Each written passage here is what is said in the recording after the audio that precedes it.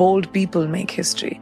So if you want to be the lead actor of your movie, which is your life, you've got to take choices that might be contrary to what you've heard. When I was younger, it was very romanticized that you're going for it and just keep going. And, it's like you have to work 24 hours, do 4 movies in one time, 5 shifts, don't sleep, don't eat. And the more a person does that, the more successful you will be. But as I have seen and lived more life, I've realized having a work-life balance is really important. But to have a sense of passion when you wake up in the morning for whatever, whether it's your job, whether it's your life, whether it's your hobby, to have a sense of passion gives you a sense of purpose. And having a sense of purpose really leads to success, I think. I was learning the craft. I'd never been to school, acting school or anything. So, my observations were just, what is everyone else doing around me? How can I learn? And I think that's something I still have. I'm a student of life. I don't expect that I know everything. So when I ask for something, it doesn't come from a place of I expect this done. It comes from a place of here's why it needs to be done. Mm-hmm. I come with reason because I don't like being told no to. So I make the situation such that it's hard to say no, where I'll be like, this is why it's necessary. Here's why we should make the change. I'm not someone who likes conflict. I love collaboration. I learn, and I tell young girls this, specifically girls, but mostly for young people, confidence it's self-taught. It's not something you're born with. It's not something that you'll always have. There'll be days where you're completely underconfident and don't feel the best. My job, I don't have the luxury, or yours, to be able to go to set and be like, I'm having an underconfident day. We still have to do this. We still have to perform. And I would like to tell my younger 19, 20-year-old self that, life is all hills and valleys. It's never going to be a smooth road. You will have up, you will have down, but when it's down, you will go up. So when you're up, be prepared for a down, and it's okay. Surround yourself by people that prop you up. Surround yourself by people who are genuinely happy for you. Not all the followers, not like the people who, you think are your friends that you may party with, but the ones that pick up your phone call at 2 o'clock in the morning. The one when someone is sick in your family that will sit with you for hours overnight. Those are the ones you collect. Those are the ones you remember, and those are the ones you keep for the rest of your life. That's the biggest riches in the world.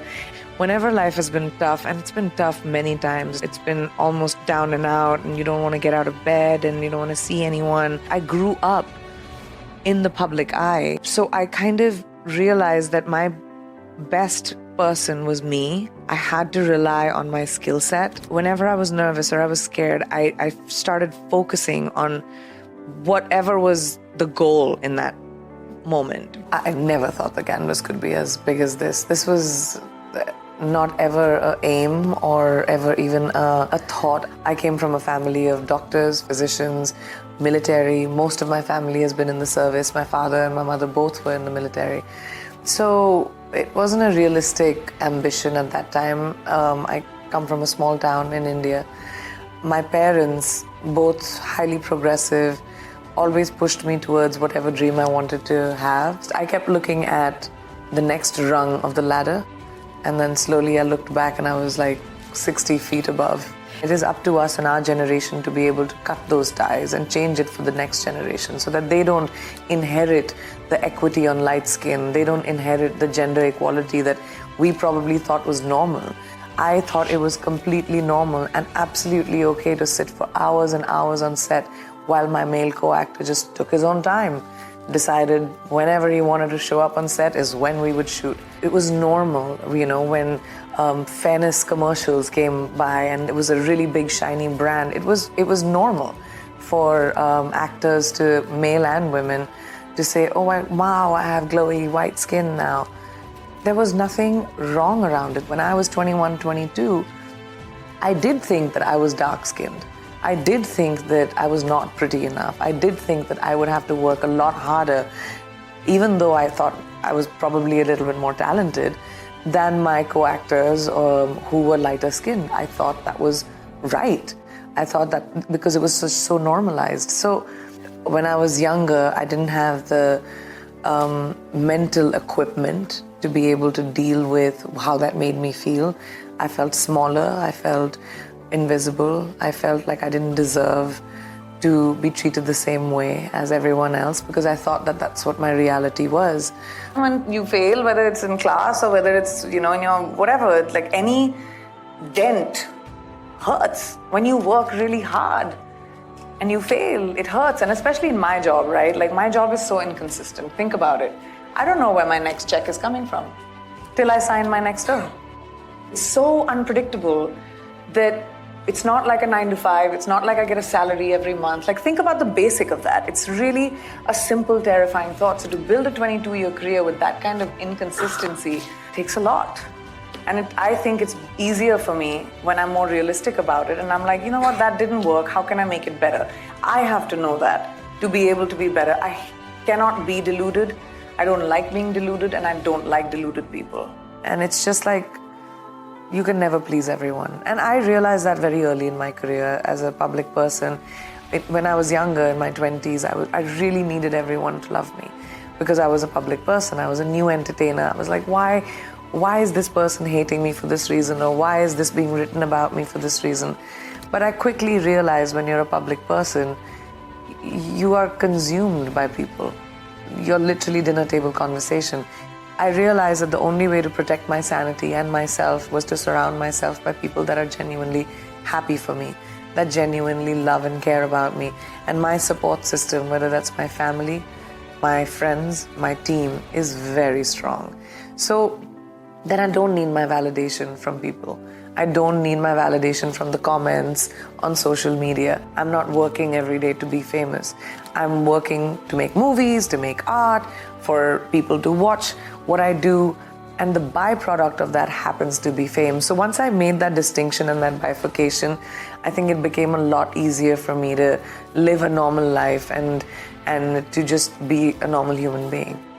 What I would have told that girl is just breathe and just chill a little. I was very hard on myself because